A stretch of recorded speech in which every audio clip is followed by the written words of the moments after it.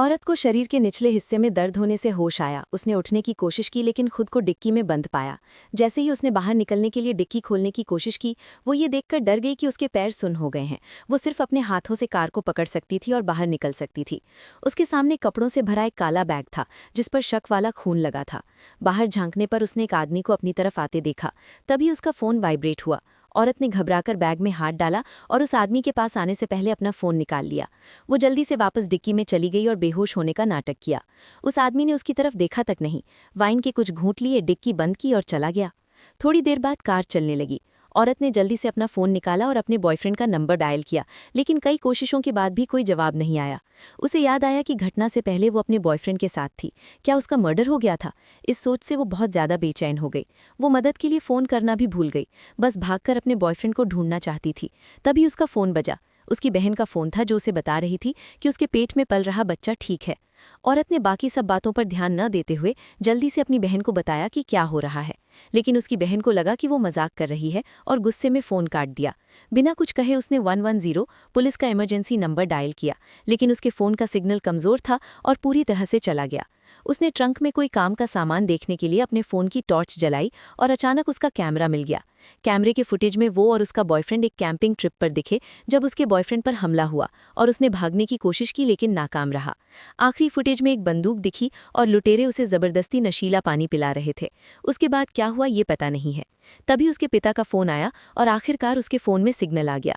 उसने अपने पिता का फोन काट दिया और पहले पुलिस को फोन करने का फैसला किया।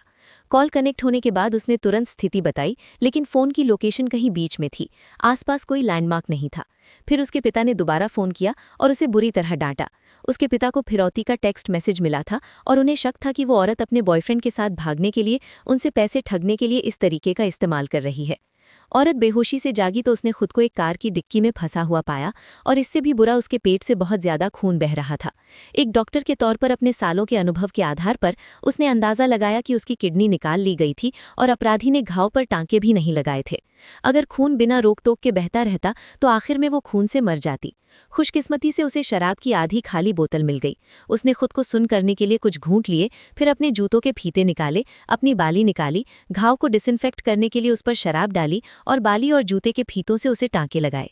जैसे ही उसने ये खत्म किया, पुलिस ने फोन कर दिया। उस समय कार रुकी हुई थी और उसने ध्यान से अपने आसपास की आवाजें सुनी। उसने अपने पैरों के पास पानी बहने की आवाज सुनी, जिससे पता चला कि वे किसी गैस स्टेशन पर थे। पुलिस ने उसे मदद के लिए चिल्लाने को कहा जबकि ड्राइवर गैस का बिल भरने गया।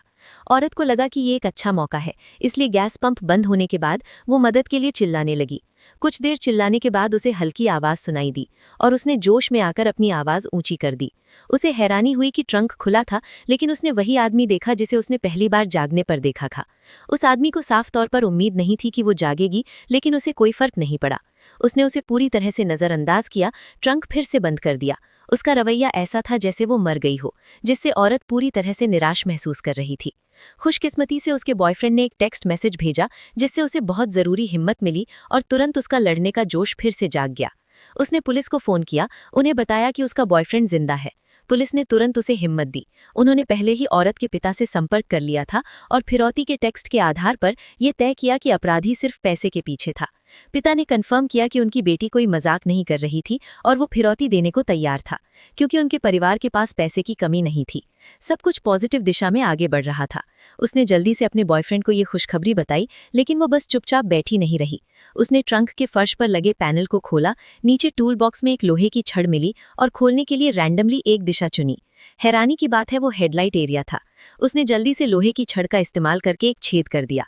पुलिस कॉल ने उसके शक को पुख्ता कर दिया। जिस नंबर से उन्होंने उसे एक्सटॉर्शन टेक्स्ट मैसेज भेजने के लिए दिया था, वो असल में उसके बॉयफ्रेंड का था। औरत अपनी बेवकूफ़ी से बहुत दुखी थी। जैसे ही उसका प्यार में डूबा मन शांत हुआ, उसने तुरंत एक चालाक प्लान बनाया। उसने अपने बॉयफ्रेंड को अपने प्रेगनेंसी टेस्ट की अल्ट्रासाउंड रिपोर्ट भेजी, जिससे वो पूरी तरह से हैरान रह गया। औरत ने हमेशा उसका बच्चा होने से मना कर दिया था, सोचते हुए कि उसकी गर्लफ्रेंड एक अमीर वारिस है और उसे एक गरीब आदमी को नीची नज़र से देखती है। उसने पैसे के लिए ऑर्गन ट्रैफिकर्स के साथ पार्टनरशिप की थी, अपनी गर्लफ्रेंड के ऑर्गन्स को कुछ पैसे में बेचकर, और उसके पिता से दूसरे ऑर्गन्स के लिए पैसे ऐंठने का। उसने कभी नहीं सोचा था कि उसकी गर्लफ्रेंड चुपके से प्रेग्नेंट है और वो उसे सरप्राइज देना चाहता था। अब लुटेरों के बीच बैठी वो खुद को रोक नहीं पा रही थी और उसके पास रिस्की जुआ खेलने के अलावा कोई चारा नहीं था। कार अचानक जोर से हिली। रुकने के बाद उसके बॉयफ्रेंड ने डिक्की खोली। जैसे ही औरत खुशी से रोने वाली थी, लुटेरों को वो आदमी बहुत घिनौना लगा और उन्होंने उसकी बॉडी डिक्की में फेंक दी और उसे लेकर भाग गए। उसके बॉयफ्रेंड की मौत ने उसे तोड़ दिया। गुस्से में उसने तेजी से घूमते टायरों में लोहे की रॉड घुसा दी, जिससे कार नदी में गिर गई। बहुत सारा पानी अंदर आ गया और औरत टूटी हुई खिड़की से तैरकर बाहर निकल आई।